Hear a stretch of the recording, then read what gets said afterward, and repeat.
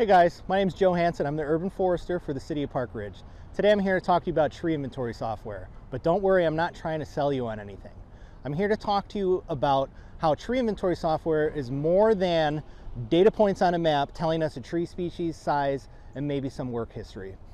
What tree inventory is for us is a whole slew of multiple levels of data points that we can use and sort of manipulate to manage our urban forest the way that we see fit. Here in the city of Park Ridge, we're managing about 22,000 parkway trees. We have about 38,000 residents.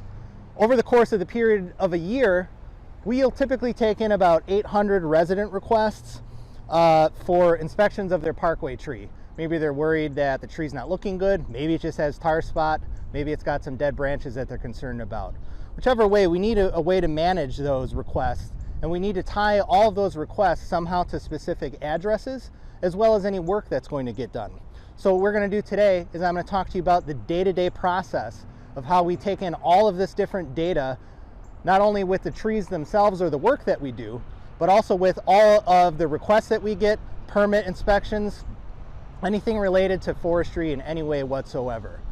And we're going to talk about how all of that also ties in with our budget and how we can track all of our costs at any moment, at any time, anywhere, on pretty much any different device, and how that has helped us efficiently manage our workflow in the forestry division in the city of Park Ridge. So hopefully by the end of this, you can at least get a couple different ideas of how flexible this software can be. And even if you don't have a tree inventory, maybe you'll just get an idea of another process that you want to change in your city. Thank you. Before we even get started, it's really important that we understand what we're all looking at. What I'm talking about are the trees and the tree sites. I need to be able to convey to our contractors and other public works staff what specific tree I'm talking about. So what I mean is, in instances such as this, we're on a corner lot and we have trees on both sides of the street. And I need to be able to tell somebody a specific tree site. So the way that Tree Keeper handles this is there are front sites, there are side away sites, there are rear sites, and there are side to sites. And what that means is everything is handled in direction of traffic. So if you're coming this way, this would be side 2, and then this would be a front. Front meaning the front of the address, side away meaning you're driving away from the address, rear, you're behind the address, side 2, you're driving towards the address. That way, we all understand and are on the same page about the specific sites that we're talking about, whether you have your tablet with you or not.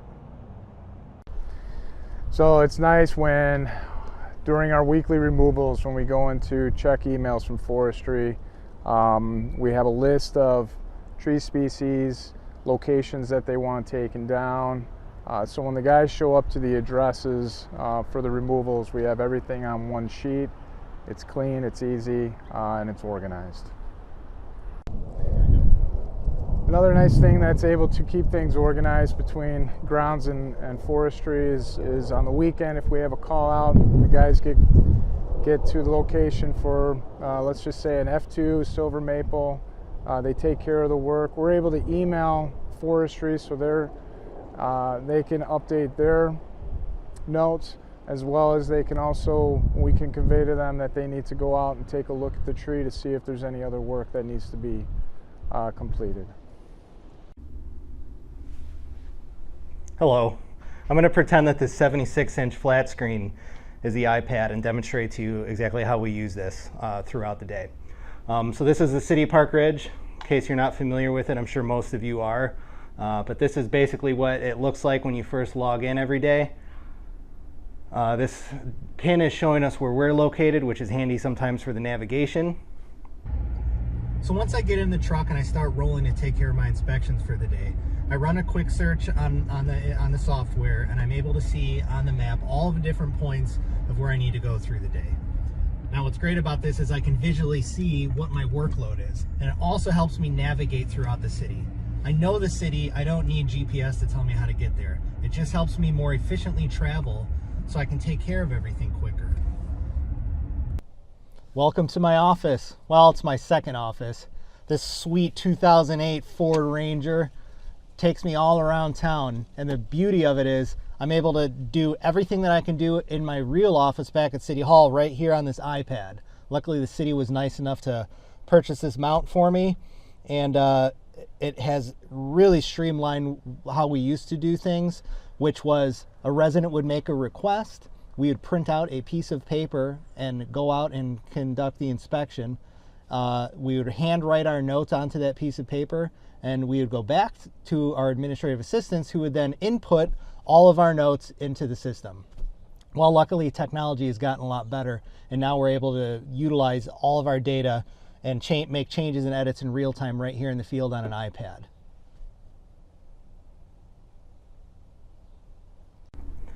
So some of the basic data that you probably are familiar with is looking at sites like this. Each one of these dots next to the streets actually represents a parkway tree. Each one of these sites over the houses represents an actual address, and this is where we keep all of our work records. We'll get into that in a second. But for basic tree data, let's pick this one for example. It tells us the address and what the site is. We'll talk about the sites too.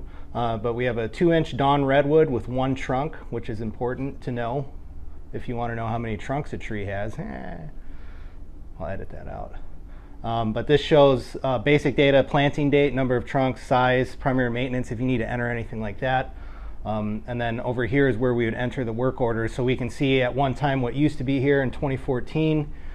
We removed a 17-inch bald cypress, so we got back in basically the same type of species. So we do separate tree and stump work orders, and we'll walk through exactly how we do that step by step. All right, so the most common example that we use this for every day is a resident calls up and makes a request, and we take some basic information: name, address, telephone number, reason for the call.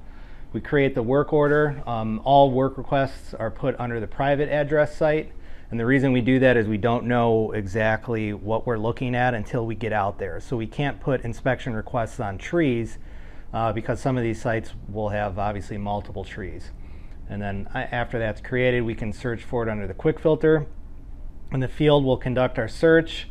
We'll enter any notes after the inspection and then create work requests for those specific trees.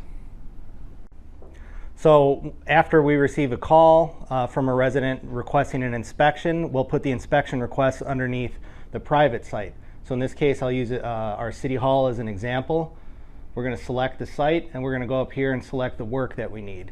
So I've already used this as an example before on 2/20/2020, but I'll do another one. We're going to click Add Work, and this has a nice load last work record if we're doing multiples of the same. But for this instance, we're going to do Project.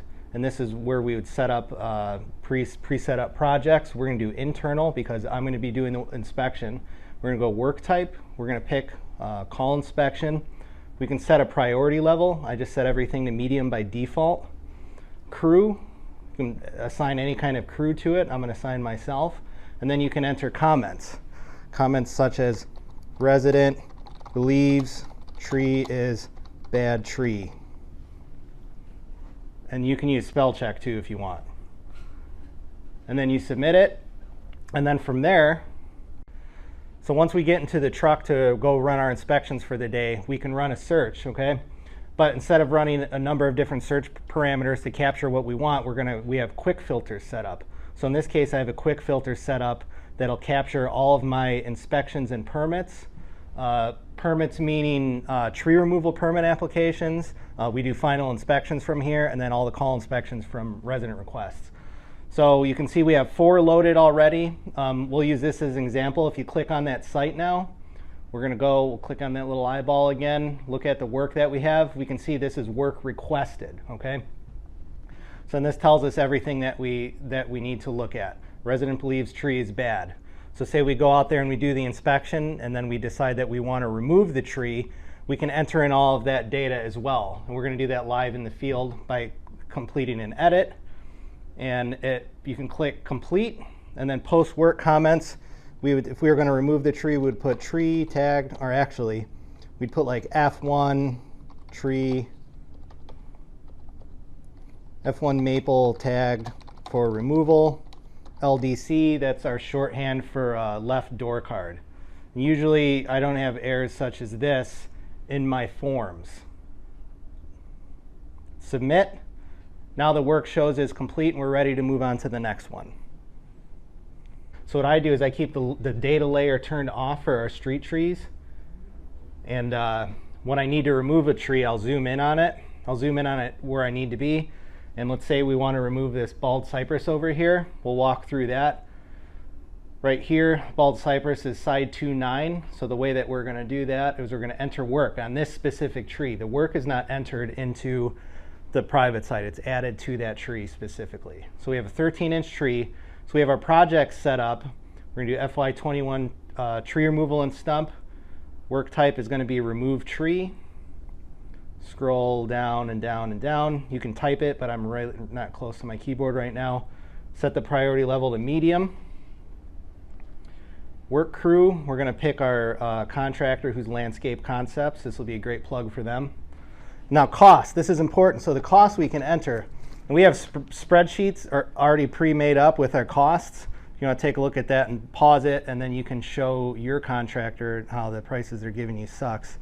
And I'll enter the price. So we had a 13-inch tree, which is going to cost us $165.75. And then in the comments down here, we're going to type remove 13-inch side 2-8. What was this? Bald cypress. We're going to put a tag number. I'll just make up a tag number. We have unique tags so that contractors remove the correct tree. And then we're going to put RF1, and that's going to be used for our reforestation purposes later, and that stands for room for one. So that tells us that we have room for another tree later. Then we're going to hit submit. Okay, now that we've decided we have a bunch of trees we need to send to our contractor for removal, we have quick filters set up for trees that we have requested for removals. So we'll click on removals requested, and then that's going to pop up all the trees that we have that we need to send to our contractor.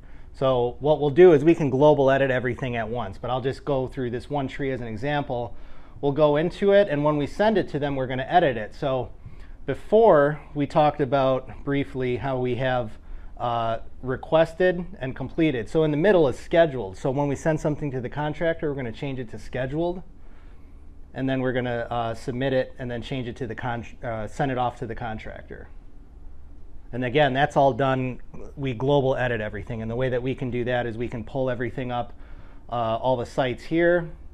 We can click on work. It tells us the address, the request date, work comments, etc. And then we can bump that out as an Excel sheet, and then we send the spreadsheet directly to the contractor.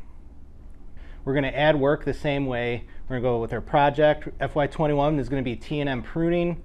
Then we're going to pick prune from here.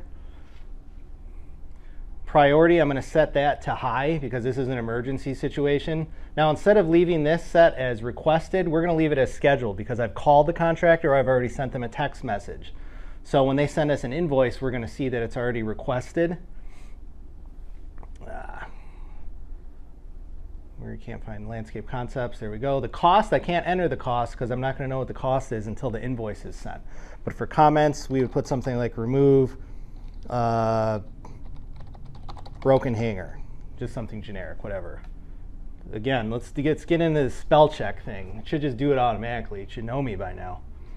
So then now this work is scheduled for the contractor, and they might be confused if we have two of them here, but don't worry, we're going to delete this before this video is over. So now we've received an invoice from the contractor who's completed the work. So we need to go check the work to make sure it was done correctly or at all so we can get them paid. And the way that we do that is we go back into that work record that we had scheduled for the remove tree. We're going to edit it right away to complete. And in the post-work comments, we're going to put an I. The I stands for inspect. And then Brandon Nazer, City Forester, is going to go out and do QA on that. So what he does is when he gets into his truck, he's going to run a search with another quick filter that we have set up that is called Landscape Concepts Q&A. And basically everything, these are all the sites that we've been billed for, and we just need to check to make sure we've gotten it's done so we can get them paid.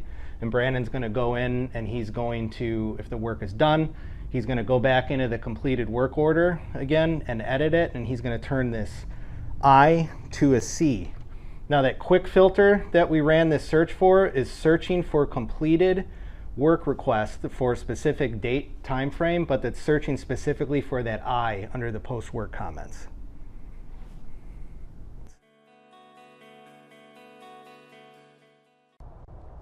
Oh, hey, I didn't see you there. I was too busy trying to determine where our right-of-way began and ended on this side of the street. But luckily with our inventory, we have parcel data loaded in already. So when I had to come out to determine if this tree was located on private property or within our right-of-way, I was able to just pull it up right away in the inventory and determine the size of the right-of-way, measure everything out, and I was also able to measure up this tree and put in a work order immediately. There's a number of different layers that we can use in here. One of the ones that I find most useful is parcels, and this is all information that is pulled from the county website, and we have in our internal GIS from the consortium as well, but it shows us all the parcel lines, and it helps us determine the right-of-way size, and it also shows us the address. Another really useful feature when you're trying to figure that out is you can change to the satellite view. Whoops, there we go, Google satellite view, so we can actually get a better idea of exactly what it is that we're looking at. And when that has been useful for me is underground utilities.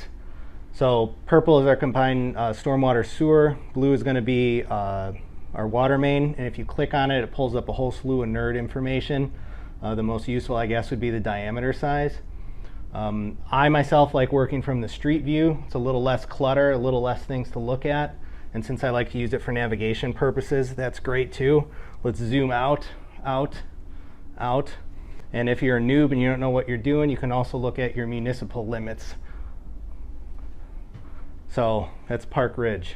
Welcome. In addition to all the tree data that we have stored in the tree inventory, we've also uploaded all of our underground utility data. So we know where our sewer mains are and our water mains are, in addition to some of the laterals and the B boxes. In this case, we did an entire water main project down this entire stretch of street. So before anything even happens, I work with the engineers to look for any potential impacts and any kind of mitigation that we can use to avoid those impacts. In this case, there wasn't much we can do because we thought that the water main was here. It turned out it was a little bit further over, closer to the curb, so we had to rip out about 900 feet of curb and gutter. But we're still able to minimize impacts to our parkway trees as much as possible.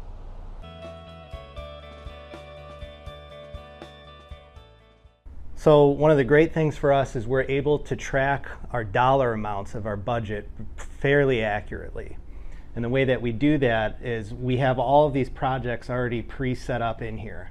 So let's open this up a little more and we'll look at FY21 tree removal and stump, okay?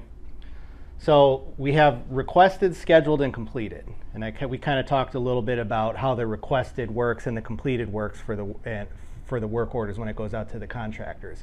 So what this is showing us is we have $3,600 of tree and stump removal that's requested. That's work we haven't sent to our contractor yet.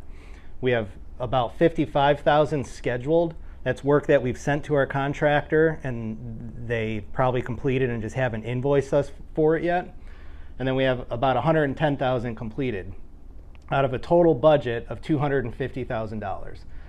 And then it also will give us an estimated remaining budget, which we have about $85,000 left. So that's nice that we're able to track everything ongoing. And we're able to do that because we have the inch diameter price breakdown of our removal pricing from the contractor.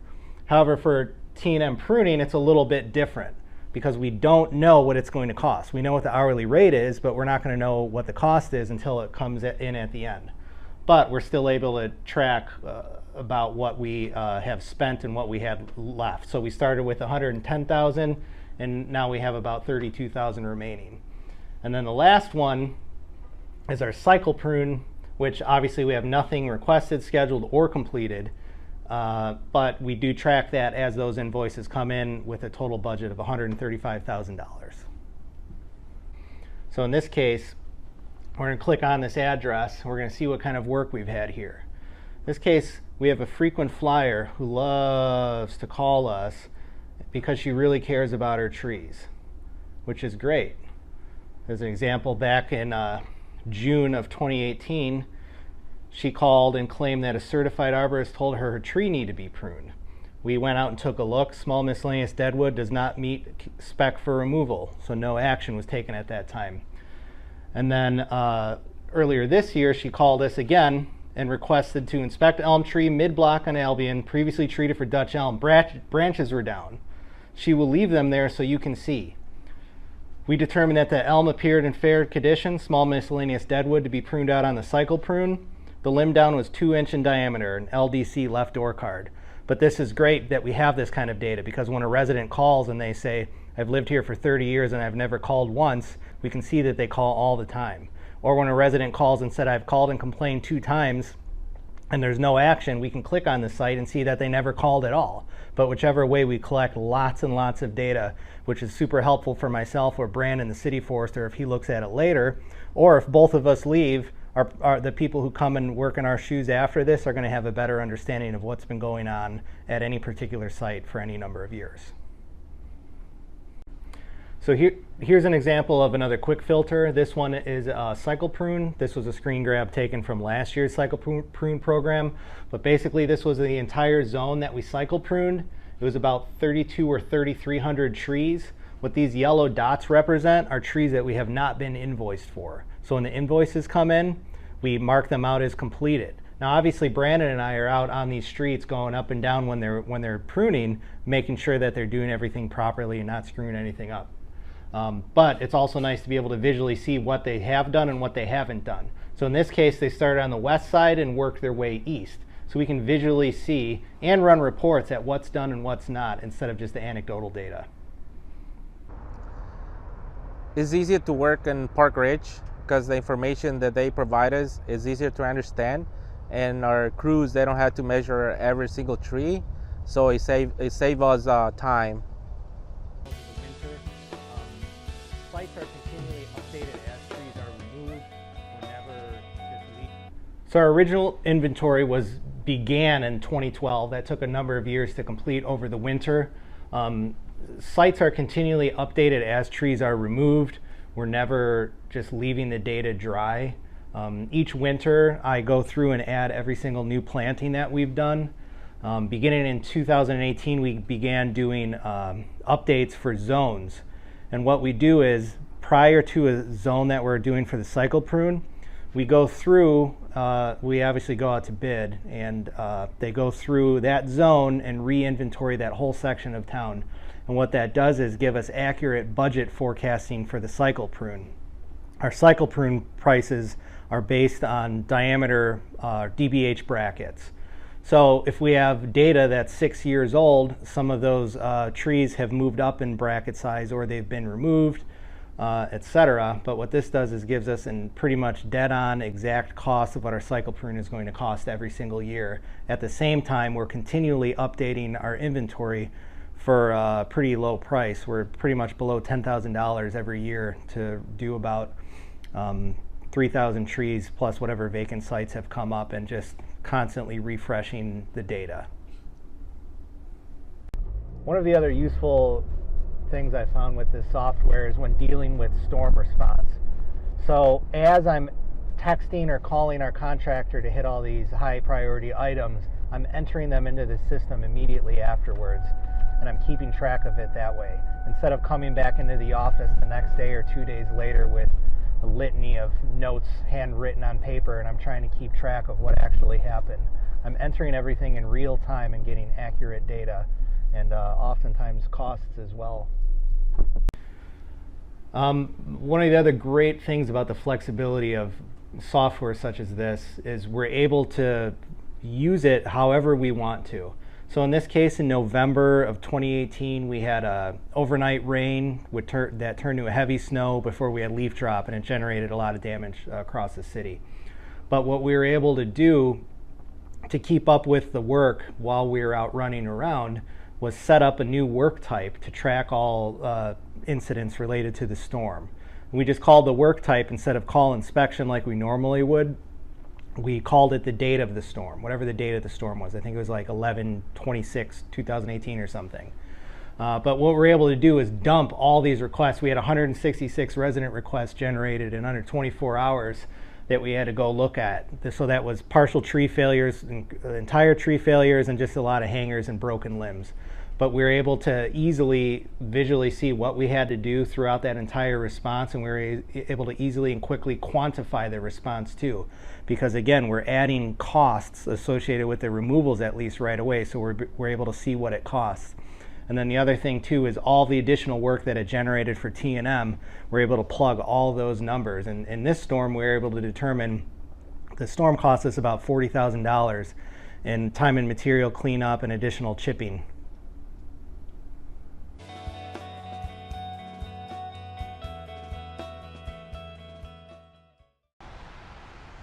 October 26th, and it's already snowing. We're here to meet Tony Dottie, the IAA Municipal Director, and the Niles Street Superintendent to talk about tree inventory software all the way up at the top of the Leaning Tower. So the Village of Niles uses it's called ViewWorks, and that's how we manage our work orders and our service requests. All the data that our secretaries receive from residents via phone call, emails, that all gets put in and logged daily.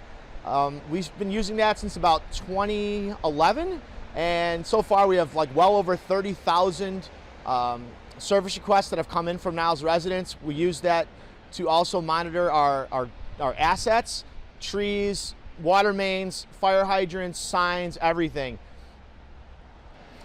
Our village staff also uses ArcGIS, and we also have a collector app that our village forester and the forestry division, our streets department all uses. They use it on tablets and smartphones. When they're out in the field, they're able to update the tree inventory. They're able to upload photos very quickly, and all of that basically transfers over into our ViewWorks and our Atlas software. They use this all the time. Our tree trimmers also use this when they're updating our, the trees that have been trimmed. Well, thanks for sticking around and listening to my presentation. I hope you learned something. I learned that I bit off a lot more than I can chew putting through all these different clips. I just hope you guys enjoyed it. If you have any questions, feel free to email me or give me a call. I'm always happy to share any experience that I have with you. But for now, I'm going to head inside before this rain gets us. See ya.